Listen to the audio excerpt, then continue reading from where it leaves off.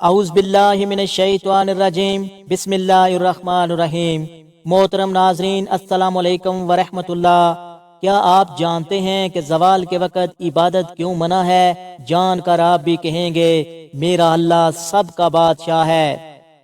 حضرت ابو ہریرہ رضی اللہ عنہ روایت کرتے ہیں، انہوں نے نبی اکرم صلی اللہ علیہ وآلہ وسلم کو یہ ارشاد فرماتے ہوئے سنا، تمہارا کیا خیال ہے اگر کسی شخص کے دروازے کے پاس نہر ہو جس میں وہ روزانہ 5 مرتبہ غسل کرے، تم کیا کہتے ہو اس کا کوئی میل باقی رہے گا؟ لوگوں نے عرض کیا اس کی میل باقی نہیں رہے گی۔ نبی اکرم صلی اللہ علیہ وآلہ وسلم نے فرمایا، 5 نماز کی مثال بھی اسی طرح ہے، اللہ تعالیٰ ان کے ذریعے گناہوں کو ختم کر دیتا ہے۔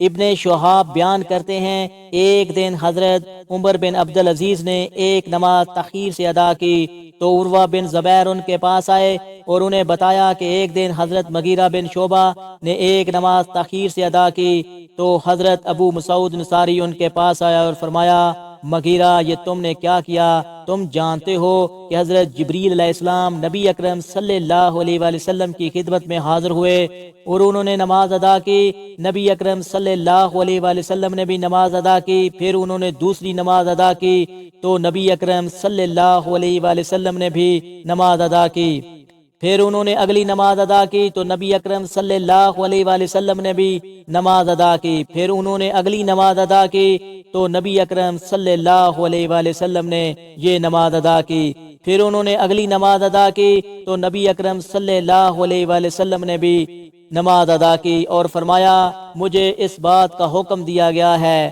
عمر بن عبدالعزیز بولے، اے عروہ آپ ذرا غور کریں، آپ کیا کہہ رہے ہیں؟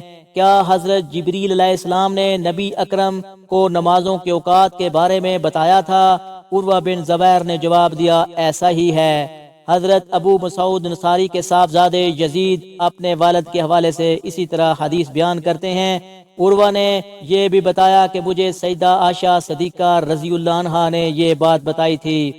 نبی اکرم صلی اللہ علیہ وآلہ وسلم عصر کی نماز ادا کر لیتے تھے جبکہ دھوپ ابھی ان کے حجرے میں موجود ہوتی تھی۔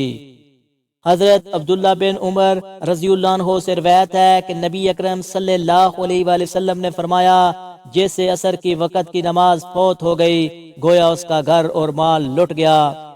حضرت بریدہ رضی اللہ عنہ کہتے ہیں کہ رسول اللہ صلی اللہ علیہ وآلہ وسلم نے فرمایا، ہمارے اور منافقوں کے درمیان جو فرق کرنے والا عہد ہے وہ نماز ہے، تو جو اسے چھوڑ دے گا کافر ہو جائے گا۔ حضرت انس بن مالک رضی اللہ عنہ سے روایت ہے کہ 5 وقتہ نماز مکہ میں فرض کی گئی تھی، 2 فرشتے رسول اللہ صلی اللہ علیہ وآلہ وسلم کے پاس آئے، وہ دونوں آپ کو زمزم کے پاس لے گئے اور آپ کا پیٹ چاک کیا اور اندر کی چیز نکال کر سونے کے ایک تخت میں رکھی اور انہیں آب زمزم سے دھویا، پھر آپ کا پیٹ علم و حکمت سے بھر کر بند کر دیا۔ محترم ناظرین، اسلام ایک اہم ترین رکن ہے۔ اس کی اہمیت کا اندازہ اس بات سے لگایا جا سکتا ہے کہ قرآن پاک اور حدیث مبارکہ میں بار بار نماز قائم کرنے کی تائید کی گئی ہے۔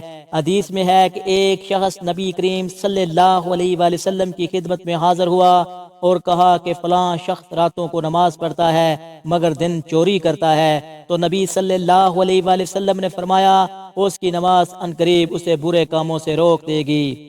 حضرت عقبہ بن عامر جہنی رضی اللہ عنہ فرماتے ہیں کہ 3 اوقات رسول اللہ صلی اللہ علیہ وآلہ وسلم ہمیں روکتے تھے کہ ہم ان میں نماز پڑھیں یا اپنے مردوں کو قبروں میں اتاریں، جب سورج چمکتا ہوا طلوع ہو رہا ہو یہاں تک کہ وہ بلند ہو جائے، جب دوپہر کو ٹھہرنے والا سایہ ٹھہر جائے حتیٰ کہ سورج آگے کو جھک جائے، اور جب سورج ہونے کے لیے جھک جائے جہاں تک کہ وہ پوری طرح غروب ہو جائے۔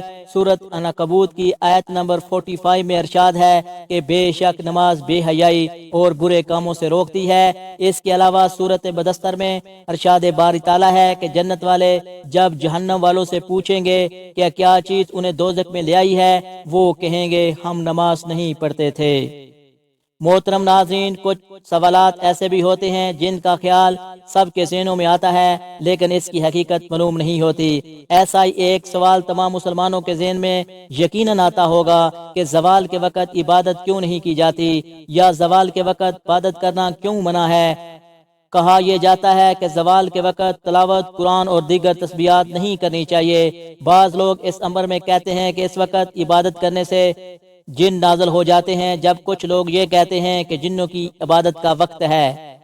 محترم ناظرین، حقیقت یہ ہے کہ طلوع آفتاب، غروب آفتاب اور زوال کے وقت کفار سورج کی پوجا کرتے تھے، اس لیے مسلمانوں کو ان اوقات میں عبادت کرنے سے منع کر دیا گیا ہے تاکہ کفار یہ نہ سمجھ بیٹھیں کہ مسلمان بھی ان کی طرح سورج کی پوجا کرتے ہیں۔